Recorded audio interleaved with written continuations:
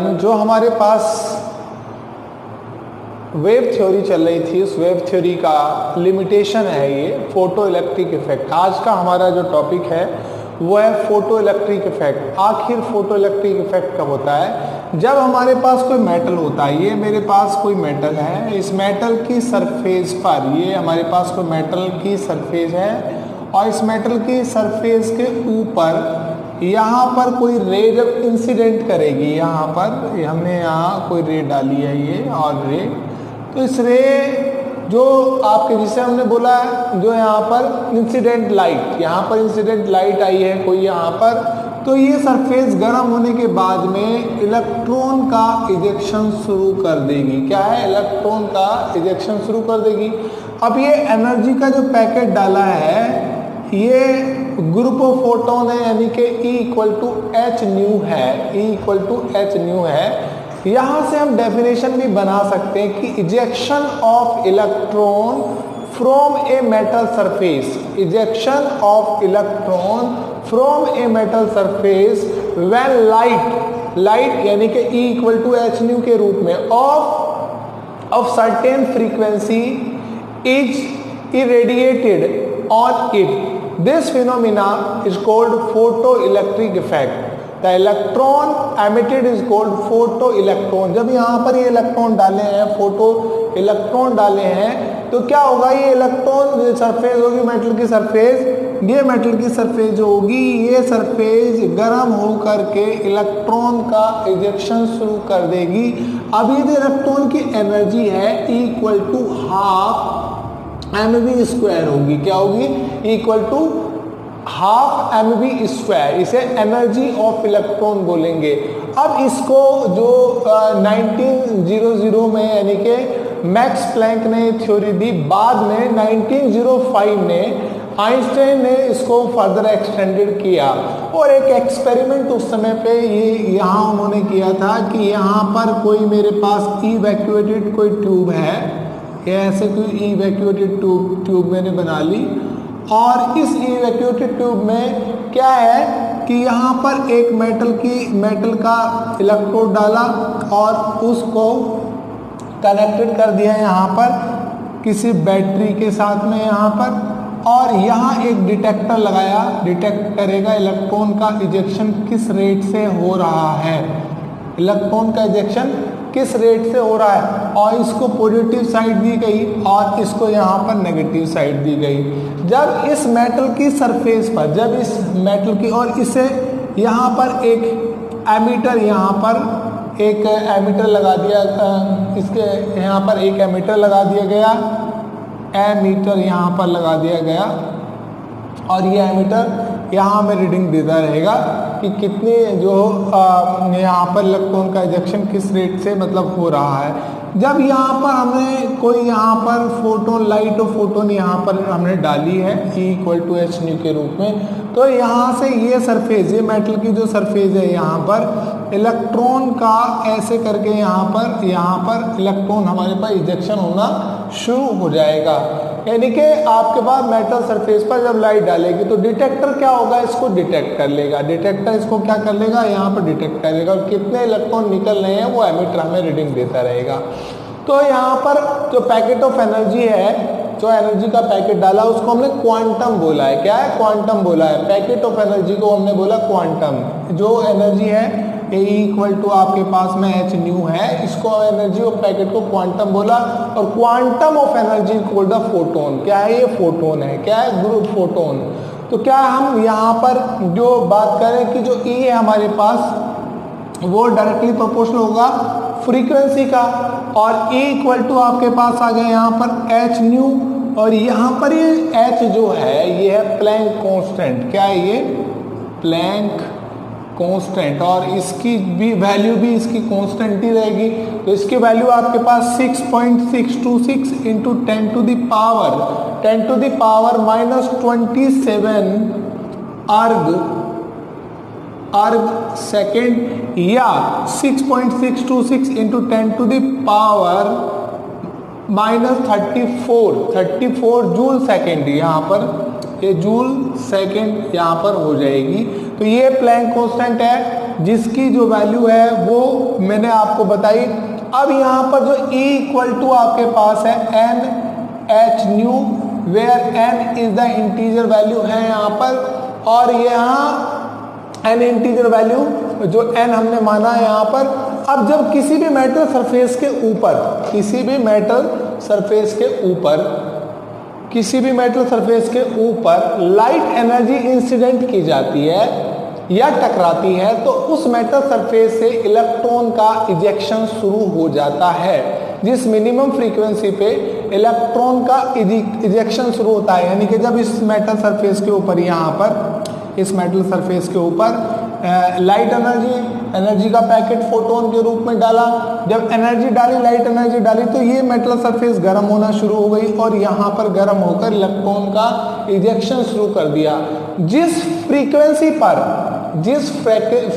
पर इलेक्ट्रॉन का इजेक्शन शुरू हुआ उसे थ्रेशोल्ड फ्रीक्वेंसी बोला जाएगा, थ्रेशोल्ड फ्रीक्वेंसी बोला जाता है। यानी कि वो फ्रीक्वेंसी जहाँ पर, वो मिनिमम फ्रीक्वेंसी जिस पर इलेक्ट्रॉन इजेक्ट होना शुरू कर देते हैं, उस फ्रीक्वेंसी को थ्रेशोल्ड फ्रीक्वेंसी कहते हैं। और जितनी एनर्जी उसको दी जाती है, उस एनर्जी को नोट डाउन कर लेते हैं, तो उसे बोलेंगे थ्रेशोल्ड एनर्जी। क्या बोलेंगे उसको? Threshold energy. अब बात यहाँ पर करनी है कि जो अपने पास ये एनर्जी है, जो एनर्जी का पैकेट है E equal to h nu, जिसे हम बोल रहे हैं E इक्वल टू आपके पास एच न्यू, आपके पास यहाँ है एच न्यू आपके पास है, E equal to h nu आपके पास जो है। अब ये जो एनर्जी है इक्वल टू एच न्यू, तो यदि इंसिडेंट लाइट जो होती है वो अगर न्यू इज, यानी कि यदि incident light new is more than threshold frequency, यानी कि आपके पास में जो लाइट यहाँ पर निकल रही है, ये जो इंसिडेंट लाइट है ये वाली, और यहाँ जो इलेक्ट्रॉन रिजेक्ट हो रहे हैं वो मिनिमम फ्रीक्वेंसी जिस पर इलेक्ट्रॉन रिजेक्ट हो रहे हैं, तो वो क्या होगा? आपके पास एच न्यू नोट होगा और जो वर्क फंक्शन के बराबर होगा, यानी कि डब्ल्यू नोट होगा। इस मेटल सरफेस के ऊपर जब इंसिडेंट लाइट आपने डाली इक्वल टू एच न्यू, तो वो मेटल सरफेस गर्म होकर इलेक्ट्रॉन का इजेक्शन शुरू कर दिया, और जब इलेक्ट्रॉन का इजेक्शन शुरू हो गया, उस मिनिमम फ्रीक्वेंसी को आप यहाँ पर थ्रेशोल्ड फ्रीक्वेंसी कहते हैं, और उस एनर्जी को आप यहाँ पर E naught equal to h nu naught बोलते हैं, जिसे डब्ल्यू नोट, यानी कि आप यहाँ पर बोल सकते हैं वर्क फंक्शन। क्या बोल सकते हैं? Work function. यानी कि E equal to h nu, और जो नई आपके पास एनर्जी मिली है वो आपके पास एच न्यू नोट हो गई, जो इक्वल है वर्क फंक्शन के।